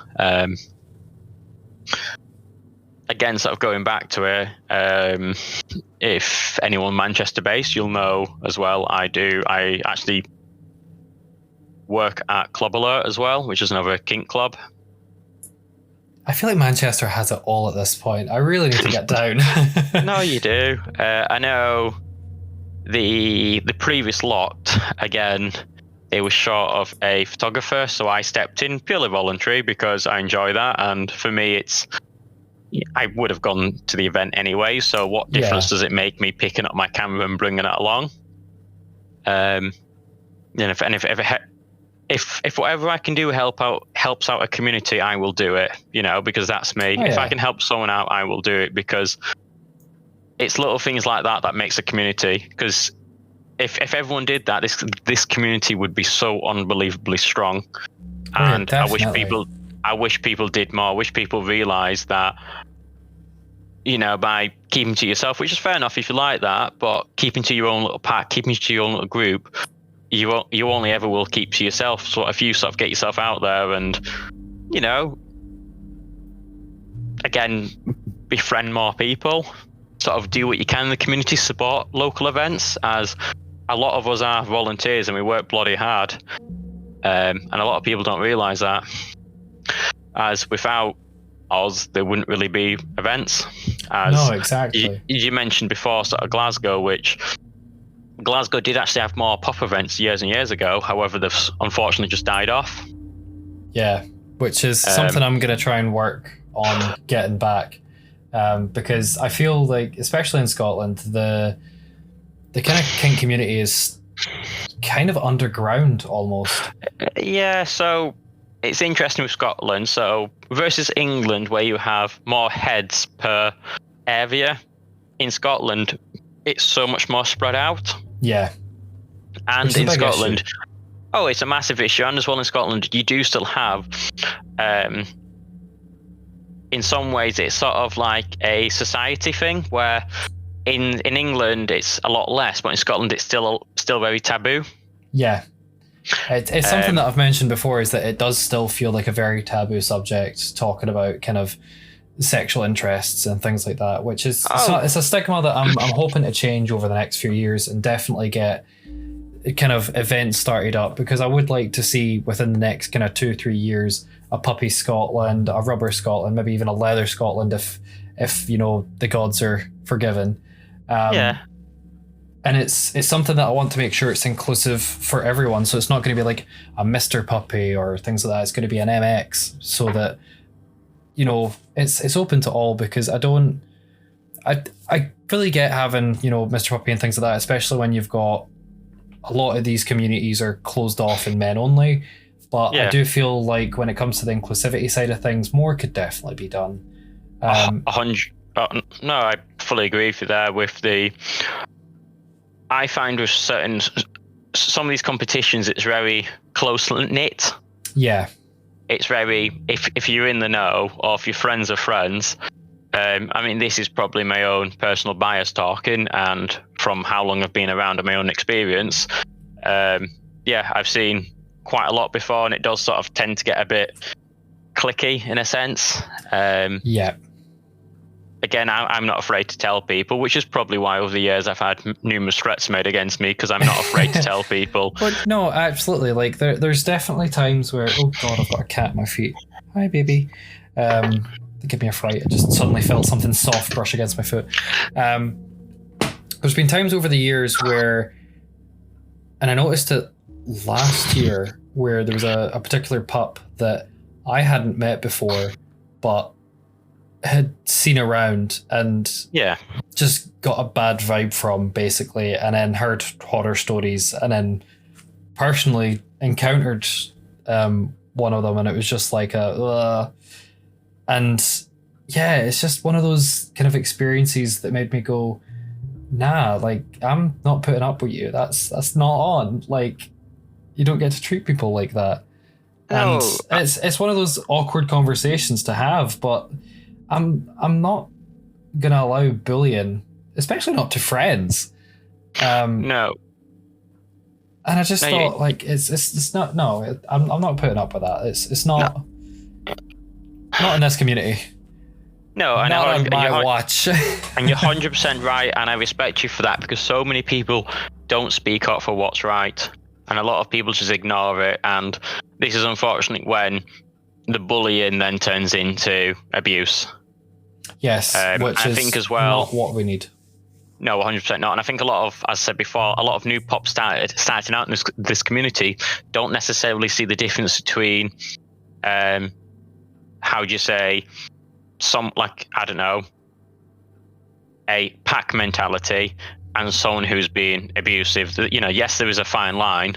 However, because they're so fairly new to the scene, they don't really know what's right or wrong. But unfortunately, most of the time they have to learn, unless they find someone like myself or yourself that can actually go, hang on a minute, no, that's wrong. No, because packs should operate on a hierarchy. They should not operate in a dictatorship.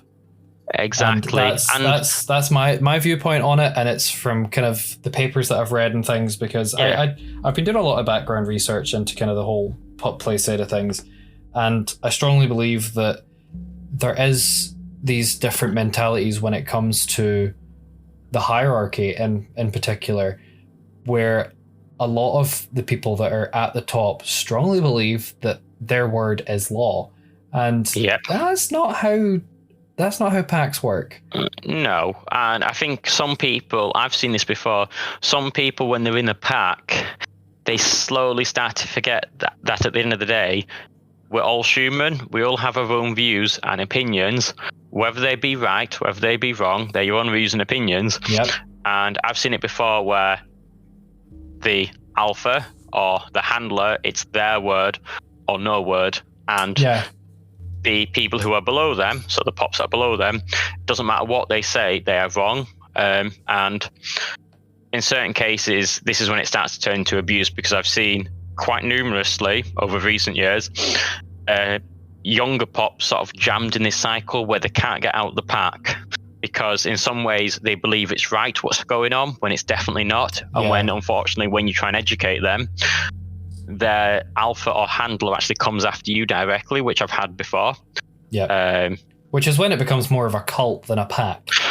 Which then it's abuse. I'm not trying to sort of dance around the word here. No, absolutely not. It absolutely is. Yeah. And it is a cult, and in some ways it's sad, because give it a few years, normally this person will come out of that, and most of the time no one will want to interact with them because of what's happened. Yep. Which I think is unfortunate, because it wasn't necessarily their fault. In some ways they were brainwashed, which in some ways it is. As I've gone back to obviously you've done your own research as well, which is great. So I've gone back to sort of psychology behind it all.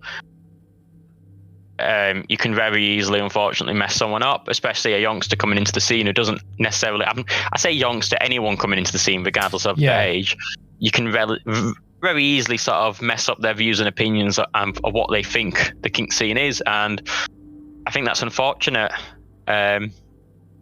As I was quite lucky when I joined the kink scene, in a sense. Yes, I didn't know anyone, which for me it made it 10 times harder. However, you know, I learned what was right, I learned what was wrong, I learned what I liked and what I didn't like. Yeah, which I feel is a very important lesson to kind of. It can be progressive. Which, you know, mine was progressive. I kind of learned what I liked and what I didn't like over kind of a period of time. But I know some people are kind of like, from the get-go, they're like, okay, these are the things that I know I will like and want to try, and these are the things that I'm not even going to try because there's just no way. And I think I was quite lucky in the sense that I met my alpha last Darklands, and the mentality that my alpha has is a very caring complex, but very strict when they need to be, which I really appreciate. And it was one of these things where kind of when I got, you know, like, would you like to be the beta? It was kind of like, you know, this is very new to me, but like, okay, absolutely, I'll see what it's like, and it's been great. I've only been punished a few times, and usually punishment is a shot of Jaeger. So. My kidneys don't agree with it, but you know, my head says, you know, it's fine. It's again ample punishment. With anything like that, it's doing something. At the end of the day, you need to actually enjoy it, in a sense. Like, for you, absolutely. You've got the headspace, you enjoy it, that's great. It's when it starts turning into you're no longer enjoying this, and this is no longer. Yeah, which I'm very glad that if I'm at my kind of limits, especially when it comes to alcohol, because, you know, it's a substance. If I'm at my limits with alcohol and I just go, no more, my alpha understands and will not force me to take any more. Which is exactly what they should be doing. That's a healthy relationship, yes. Exactly. It's a yes, you may be low on the hierarchy, however, respect is still there, two-way street, you know. Absolutely. You say no, he has to respect that. If you say no and he didn't respect that, that's not. Oh no, that's not healthy. That's bullying at that point. I wouldn't put up with that. No, he'll find some other appropriate punishment for me later on, which is fine. Usually, it's once I've sobered up, it'll be a different punishment. But I don't misbehave that often. Generally, Dax is a very good pup. I'm not too sure about that. Yeah, We'll say he is. For all intents and purposes, Dax is a very well-behaved pup. Dax is basically a nun. I mean, I think you're just saying this for the record at this point. Yeah, no, Dax doesn't know when to behave. Let's be honest here. Yeah, I think this is going to be very different in a minute when we're off record. Yeah, Dax does not know when to behave. Let's be honest. Dax gets himself in all kinds of trouble, and that's probably why by the Monday of Darklands I had a migraine that somebody had their torch on round the corner of the living room, and I asked them to turn it off because the dim light that it was producing was enough for my migraine to... Yeah. Oh, bless you. I was dying. And then my alpha got really ill on the was that the Monday or was that the Tuesday? That was the Tuesday he was ill. Yeah, I think with Darklands there was definitely something going around, unfortunately. Yeah. I ended up with so much pressure in my sinuses that it was just like I couldn't open my eyes. I ended up on the I mean we laugh about it because that's the best way in life, but I ended up on a the Friday night I ended up going back to the hotel with, and as soon as I went in the hotel, unfortunately I spewed up. Oh no. However, being a seasoned professional, as you had your tactical. Yep, you can tell you're a fucking Scot. Yep, you had your tactical whitey, and then you're fine. Yep. I had my tactical sickie, and then away I went back to fucking. Honestly, like I had to explain this when I was over there about what having a tactical was. Because they were just like, they're like, what the fuck is a tactical? I was like, oh, it's where you go, you make yourself sick, and then you come back and you're fine. So many. It's hilarious explaining this to people as it just must be a Scots thing, because I honestly think it is. Yeah, I think it's because me and my sisters, and we all. We all drink, but in moderation, of course. But we all know what a tactical is, and it's just, we've all done it over the years, and we don't. Yeah, just get it over and done with and move on. Yeah, honestly, This is completely unkink related. I had been on a night out with a few friends at a bar in Edinburgh, and one of my friends had ordered like 3 shots for us to do at the time, and they were all different whiskey shots, and it was just like, we need to do these because we're late to the party, and I was like, oh fuck, fine. And like I just felt the alcohol mix in my stomach, and I was like, nope, I need this out of me. I'm not dealing with this. So I went to the bathroom for a tactical, completely sober, just like didn't feel well, needed it out of me sort of thing. And as I threw up in the bathroom, the owner of the club was using the urinal, so I got kicked out 10 minutes into our night out. I was just like, fuck. It's the only club that I've ever been kicked out of, and I've been kicked out of it 3 times. Oh, bless you. Well, sometimes it happens. In some ways, it's sort of... And the way that I look at it, it happens. Let's move on and let's enjoy the night, because that's the best way. It's just, that's my mentality, sort of being positive, sort of, oh, well, let's move on. Yeah, and that's exactly what we've done. Where did we end up going? I think we ended up going to Subway at that point. Oh, yeah. Yeah, I don't really go to many gay bars in Scotland, to be honest. I've been to Polo once. There's not many, unfortunately. A few times, yeah. No, and also, strangely enough, Polo can be a little bit heterophobic at times. My friend got turned away because he looked too straight. And it was one of those moments where I was like, this is a very gay man, and I can tell you that from experience. Yeah, I've had that a few occasions around Manchester many years ago, but obviously since I'm somewhat well known to the clubs that I worked in, and I'm well known to the door staff now, we always have a joke. And but this was ages ago. God, how many years ago would that have been? That would have probably been like 2017, 2018. It was a while ago anyway. Many moons ago. Many moon ago, before COVID time. Nah, well before COVID. Back in the days of the old world. The old life, aye. I know. I think it's still weird, like, just driving about and I see like people out on like they're getting driving lessons and like their instructor will be wearing a mask and they'll be wearing a mask and it's just like, man, 3 years on and we're still doing that. Yeah, we found it very interesting because my line of work, it's very public facing. Yeah. So that was definitely during COVID. I think a lot of people could say this. It was quite an uncertain time. Yeah, definitely. As I know a lot of people did, including me, lose family members to it. Yeah. Which sort of, that's obviously hit home with me. Sort of, this is serious now. This isn't just, obviously the show must go on, unfortunately, and here we are. You have to keep moving forward in life. You can't go backwards. No, you have to learn from what you've done and keep going, whether that be positive, whether that be negative. You have to keep going. No, exactly. So just off the back of that, do you happen to know your personality type? I'm not really sure, to be honest with you. I did see the little personality test you included, which I haven't done. That's just nobody has. It's fine. Nobody has. I didn't really see it, to be honest with you. That may be a point for you. Personality-wise, I don't really know. You're very extroverted. I'll tell you that much. I'm both in a sense. So I'm perfectly happy by myself. Mm-hmm. Again, from a line of work, I can be sat 12 hours by myself and I'm happy. Yeah. I can just make music on. I can just doodle around. However, I do enjoy company as well. I enjoy sort of like whether it be talking to people in clubs, whether it going out, going on holiday, going out, I don't know, for dinner.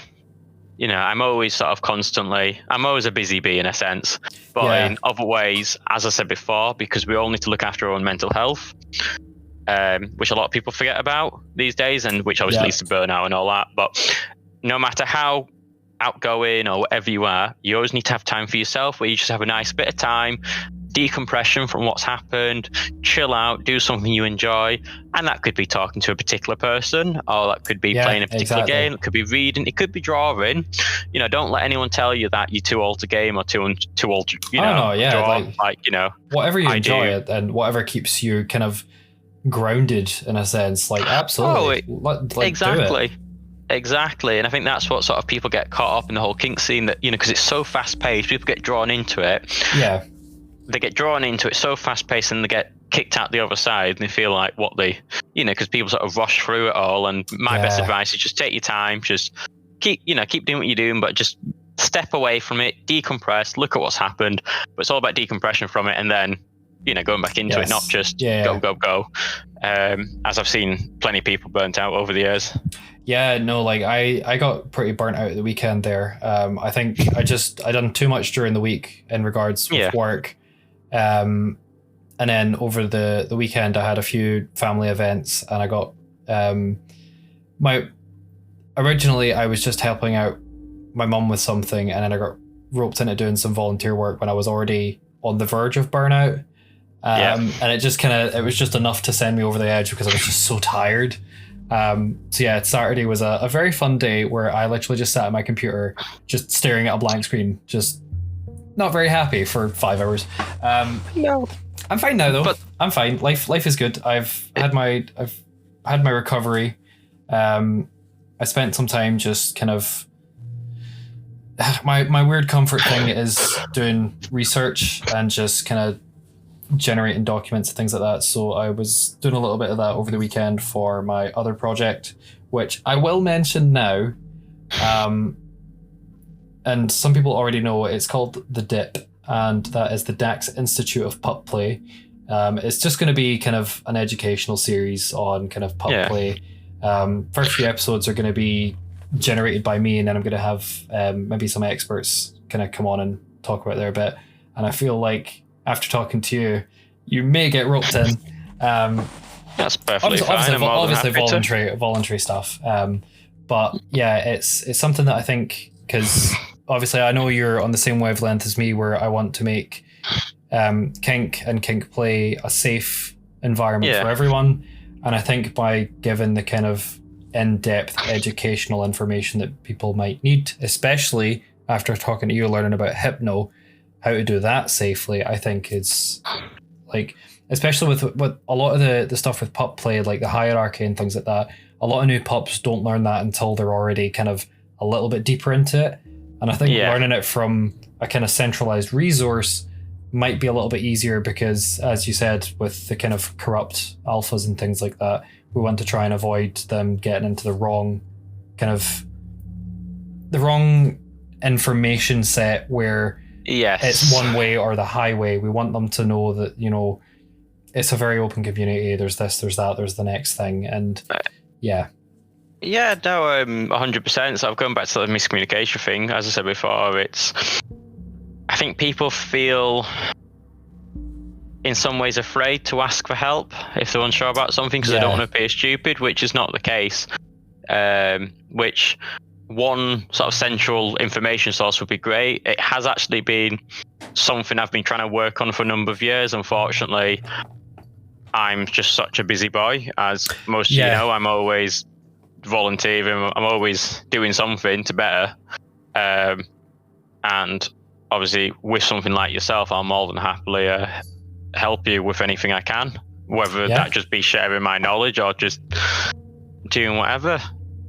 No, absolutely. It's as I said, it's a project that's in works at the minute. I'm still looking at quite a few papers. I've reached out to a few people from pupplay.info because I would very much like to get my hands on the Canis Majoris look at pup play book that is being written by Pup Tycho. The name completely went out of my head there. So it's still in works, however, and it seems like something that's it's got full of statistics and infographics, and that's kind of where my nerd brain goes a little bit excited. That's something you enjoy. Get very excited over it. I've been looking at sort of the past year that I need to actually look at. I've been looking at I've got hypotheses that I want to sort of pursue for the research for within pop play. Okay. It's nowhere near ready, but again, it's sort of going back to, I mean, if someone wants to do it for me, they can. It's going back to sort of the neurodiversity in association with the fetish and kink scene, specifically pop play, as there is a direct correlation that I can see. Yeah, so I think most people can see as well. A lot of the data was correlating to mental health with pup play. A lot of the data kind of seemed to suggest that it had a positive impact on mental health, and probably as part of I can't even English at this point. Neurodiversity. Probably as part of the neurodiversity, or the neurodivergence. It's going to be directly linked into that. Oh, 100%. Like over the past few years, obviously people, whoever's listening to this will know exactly who they are. I've been quite happy to do it with people.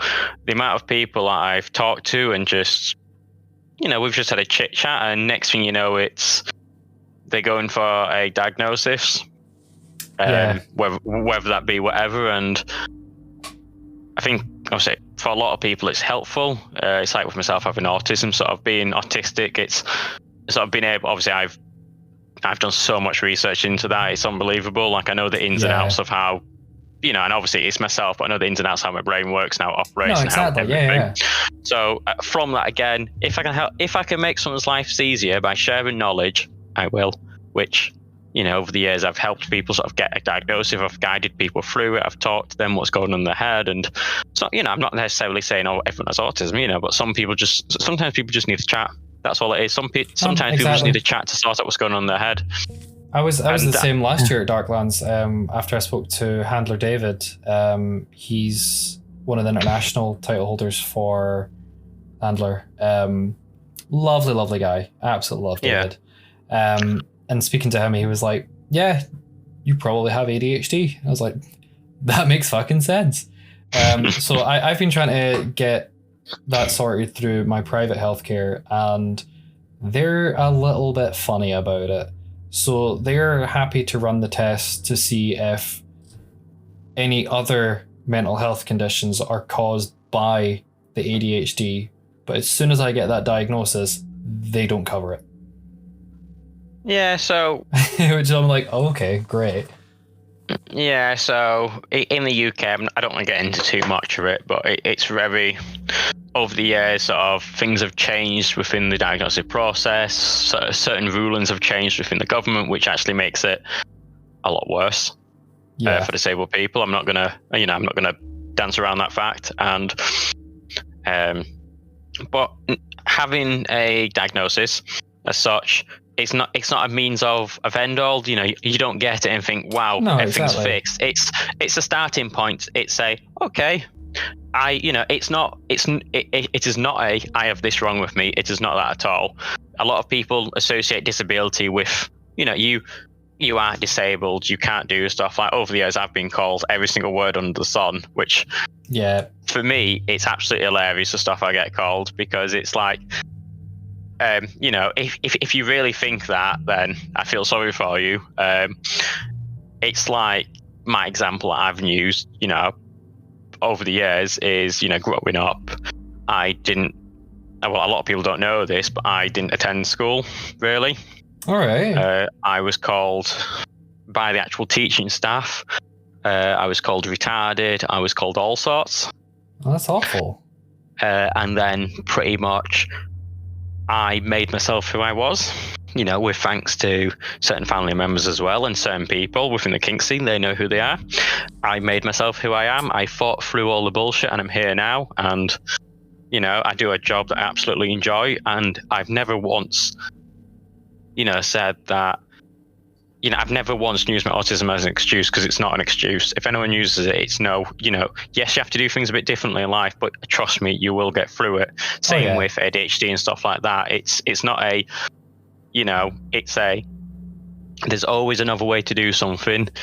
There's always a way around it, whether it be the long way around, the short way around, your own way around, you can get through it. It's not a means of, it's not a end of the world, which I think sort of some people do get diagnosed with and think it's a means, it's sort of a means and ends all, like, oh, I've got this, I can't do that. It's like, no, I'm not being funny, but yes, you can do that. You'll have to do it slightly differently, but trust me, you will get through it, and you will feel 10 times better at the end of it, because the best thing is once you've gone through this, like with me, I've studied so much about it. I know the psychology behind it. I know how the brain works. I know this, that, and that. I know I can, not necessarily, because control sounds such a harsh word to use in these settings, but I know how to sort of manage it in a sense, but manage it for a positive outcome. Yes. However, I also know how to manage it in a sense of if I'm getting overwhelmed or the XYZ, what to do. But yeah. No, I mean that is brilliant, and I think that leads us on nicely to Dax's dice. Yep. All right. Hold on. Let's see if this works. Because it sometimes doesn't. All right. Okay. Just my computer being weird. Right, I've got it on my screen, the output, so. All right. Oh. And just as I do that, list chart has an update. Love it. Okay, here we go. We are rolling. Number 17. How would you define yourself from dom top to sub bom? Define myself from. So this is a bit of an interesting one because I'm switch and verse. Yep. So switch first. Yep, which also means I flip things on its heads for people. So again, I can be, I can be a dom top, I can be a sub bottom. Yeah, and I think that's more exciting. I think that's more exciting than just being like a dom top, because like, don't get me wrong, I know a few dom tops that are like, they're really good at the role, but there's sometimes where I'm like, you would be a really good sub bottom at the same time. Like, well, this is where I flip things on the head, because I can also be a dom bottom and also a. So obviously I can mix and match. Yeah, I personally love sub tops. Yeah. Just because there is times when I'm like, do you know what? I want to be the dominant bottom and have the top do what I say. Yes, and which is the beauty of it. It's a lot of people think no, dom has to be top, and that's complete rubbish. Yeah, no, you can be whatever you want to be. If you want to flip the tables, if you want to mix and match, you do that to your heart's content. Exactly. Which it makes the session more fun. It means you can do a lot more things. Yes, absolutely. You both, in a sense, can actually be more relaxed.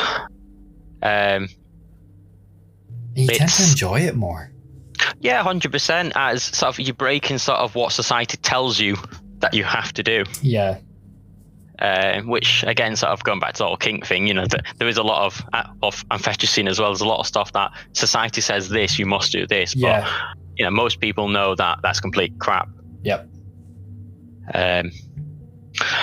So I don't really know how I define myself then. I think for safety's sake, we will switch verse as the safest bet for that.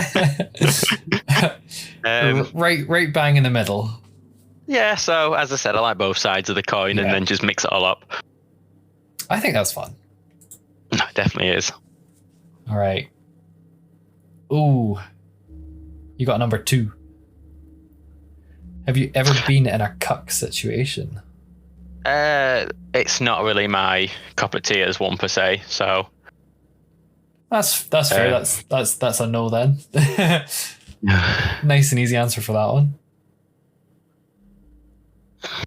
And you got a 10.